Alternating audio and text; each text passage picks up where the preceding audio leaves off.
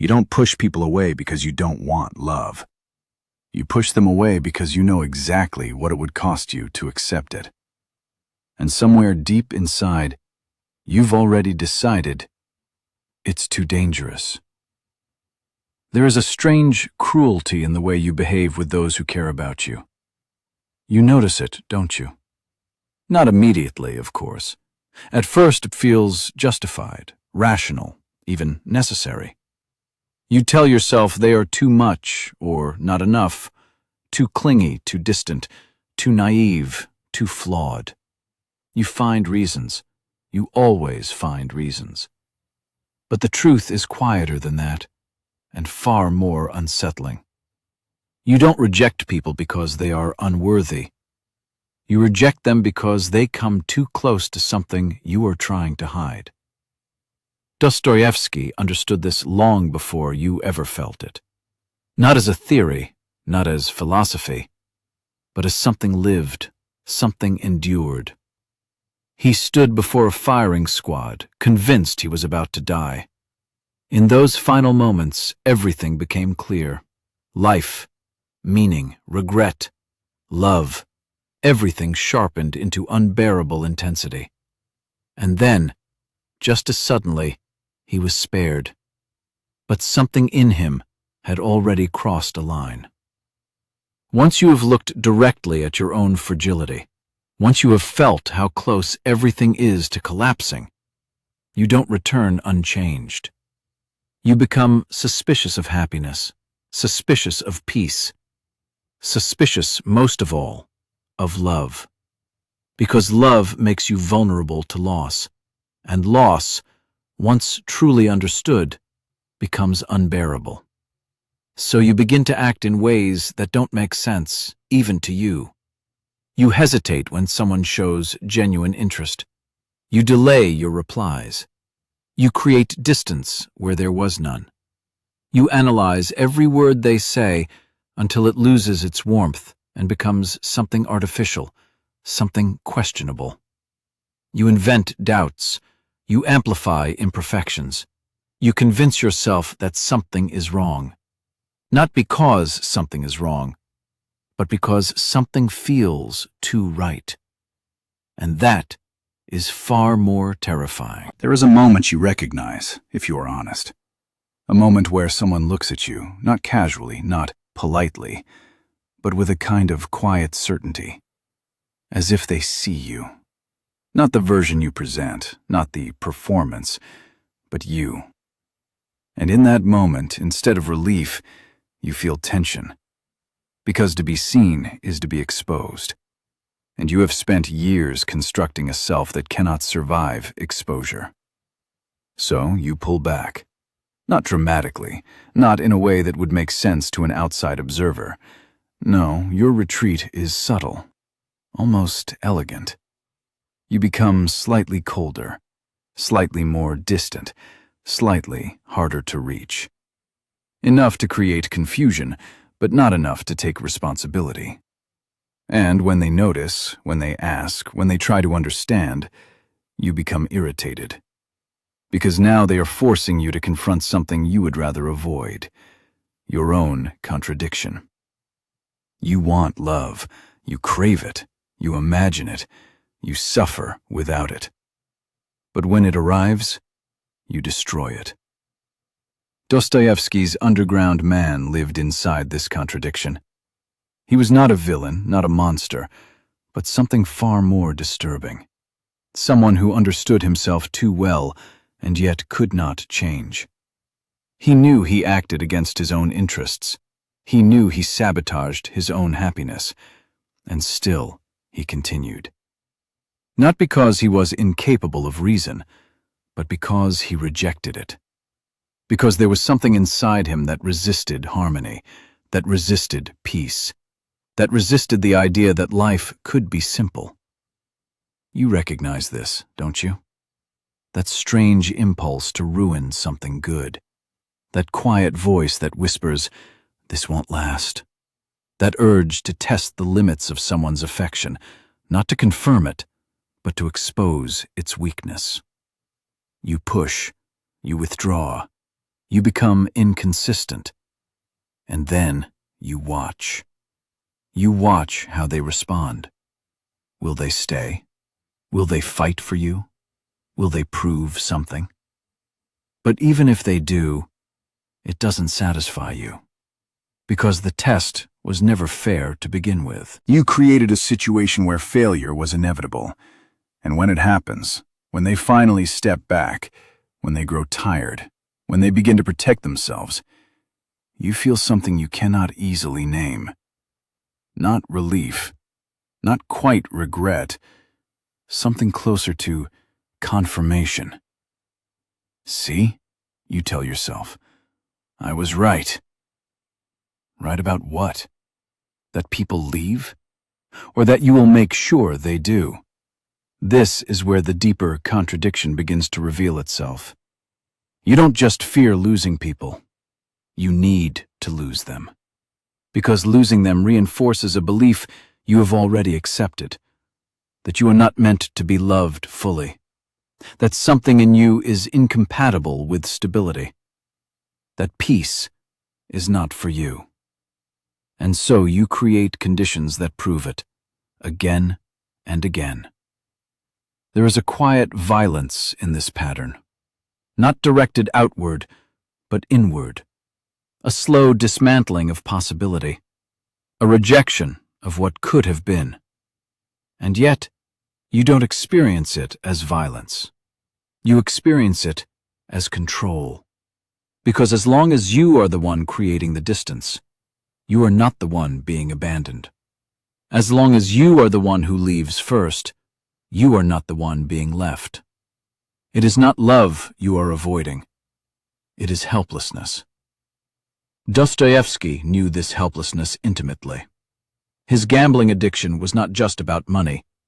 It was about surrender, about placing himself at the mercy of chance, about recreating, again and again, the unbearable tension between hope and loss.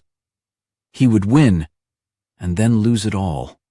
Not accidentally, but inevitably, because somewhere inside, he could not tolerate stability.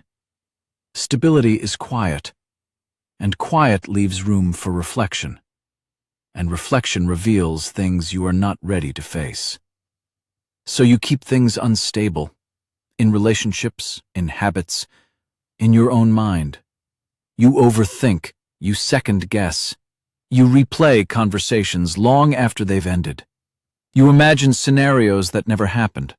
You assign meaning where there is none, and ignore meaning where it exists. Because clarity is dangerous. Clarity removes your excuses, and without excuses, you are left alone with your choices. And your choices, if examined honestly, reveal something deeply uncomfortable. You are not being pushed away. You are pushing.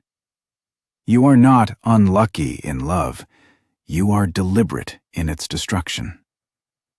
But here is where it becomes even more unsettling. You are aware of this.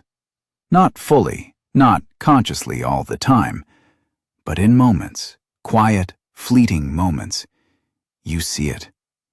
You see how you withdrew when you should have stayed, how you criticized when you felt vulnerable, how you created distance when you wanted closeness. And instead of correcting it, you rationalize it. You tell yourself they weren't right for you. You tell yourself you need space. You tell yourself you are protecting your peace. But what peace is this exactly? The peace of isolation? The peace of never being challenged? The peace of never being seen? It is not peace. It is absence. Absence of risk. Absence of vulnerability. Absence of life. There is a peculiar comfort in this absence, a dull, predictable safety.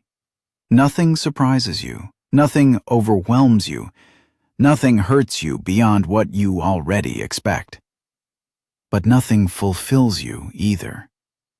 And still, you choose it, again and again. Because fulfillment requires exposure, and exposure requires trust. And trust requires you to let go of control.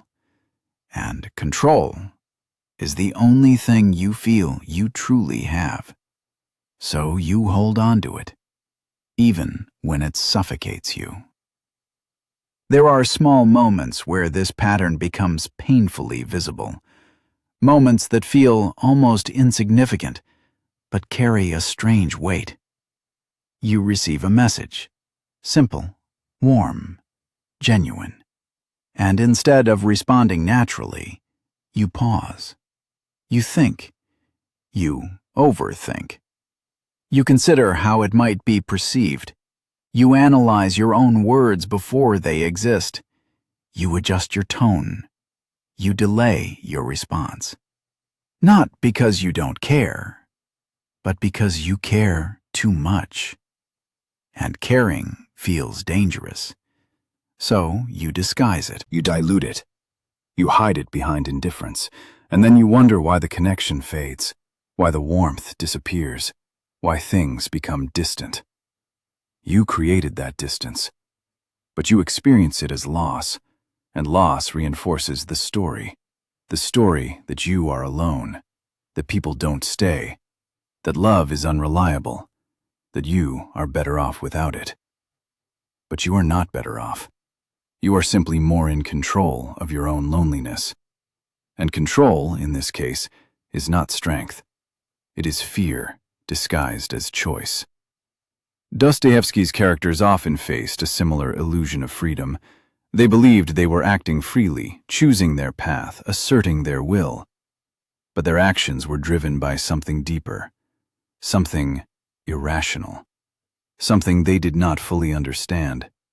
And when they confronted it, when they saw the truth behind their choices, it was not liberating.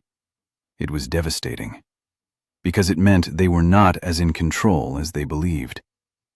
And neither are you. You think you are protecting yourself. But what if you are protecting the very thing that keeps you trapped? What if the identity you cling to, the one that avoids, that withdraws, that sabotages, is not who you are, but what you have become out of fear? And what if letting someone love you would require you to abandon that identity? That is the real cost. Not rejection, not heartbreak. Transformation. To be loved fully is to be changed, to be seen, challenged, softened, exposed. And that change is unpredictable. It cannot be controlled. It cannot be calculated. It cannot be reversed once it begins. So you resist it. You resist the very thing you claim to want. And in doing so, you create a life that confirms your fears. There is a quiet tragedy in this. Not dramatic, not obvious. It doesn't look like suffering from the outside. It looks like independence, like self-sufficiency, like someone who knows what they want. But internally, it feels different. It feels like something is missing, like something almost happened but didn't. Like you stood at the edge of something meaningful and stepped back. Not because you had to, but because you chose to. And that choice lingers. It lingers in the silence after conversations that could have gone deeper, in the distance that replaced what once felt close, in the memory of someone who might have understood you if you had let them. You tell yourself it wouldn't have worked anyway. You tell yourself you saved yourself time, energy, disappointment. But there is a part of you that knows that you didn't give it a chance, knows that you ended something before it could begin, knows that the problem was not them. And that knowledge is difficult to sit with. So you avoid it. You distract yourself. You move on quickly, or you withdraw completely. You repeat the pattern, because repetition is easier than confrontation, easier than asking yourself the question you have been avoiding. Why do you destroy what you desire? Not because you are broken, not because you are incapable, but because you are afraid of what it would mean if it actually worked. If someone stayed, if someone understood you, if someone loved you without conditions. What would you do then? Who would you be without the distance, without the defenses, without the story you've built around your own isolation? Would you even recognize yourself? Or would you feel exposed, uncertain, vulnerable in a way that feels almost unbearable? This is the paradox you live in. You suffer from the absence of love, and you suffer from the presence of it. You long for connection, and you resist it. You want to be seen, and you hide. And the more you repeat this cycle, the more it begins to feel like identity. This is just how I am, you tell yourself. But it is not how you are. It is how you have learned to survive. And survival is not the same as living. Dostoevsky understood that the human mind is not governed by logic alone, that we often act against our own interests, not because we are irrational in a simple sense, but because there is something deeper at play, a need to assert freedom, even if that freedom leads to suffering, especially if it leads to suffering. Because suffering, at least, feels real, predictable, controlled. Love does not. Love introduces uncertainty, and uncertainty threatens your sense of control. So you reject it, not consciously, but consistently.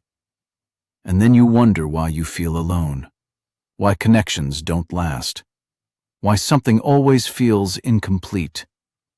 But deep down, you already know. You have always known. The question is not why people leave. The question is why you make them. And more importantly, what are you protecting by doing so?